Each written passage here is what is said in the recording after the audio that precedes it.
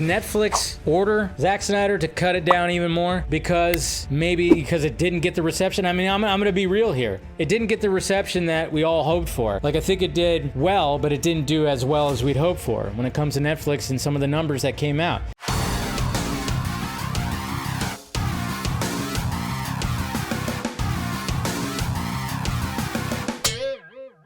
Rebel Moon Part 2, baby. Can't wait.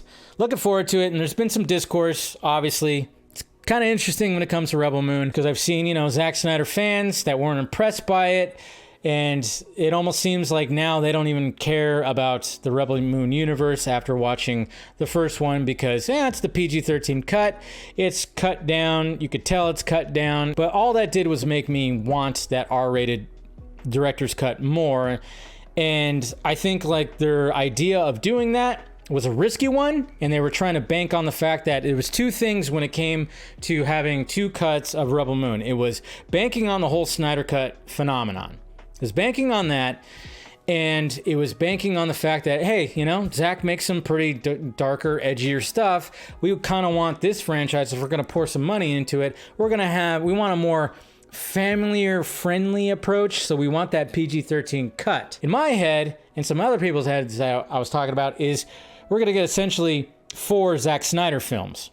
I thought, cool, but obviously a lot of people didn't really like that too much. Now, apparently, we have the runtime for Rebel Moon Part 2, The Scargiver. 2 hours and 1 minute. Ah! Ugh. Wow, that's short. Oh, that's cut down pretty well. That is cut down pretty well. Did Netflix order Zack Snyder to cut it down even more because it didn't get the reception? I mean, I'm gonna be real here. It didn't get the reception that we all hoped for. Like, I think it did well, but it didn't do as well as we'd hoped for when it comes to Netflix and some of the numbers that came out. Didn't do as well. Which again, then of course asks the question, if they just released what he wanted to release, like his cut first, would it have done better? See, that's the thing. We'll never know that now. And that's what I try to tell people. I'm like, I get what they were going for, and I get, even Zack has explained it. He's even explained why they did it. He's explained it numerous times. I guess time will tell if this was actually a good idea. And then, of course, we don't have Scott Stuber anymore, who very much backed up. I mean, he was at the premiere and basically announced the whole thing. Scott Stuber is no longer handling the film department when it comes to Netflix.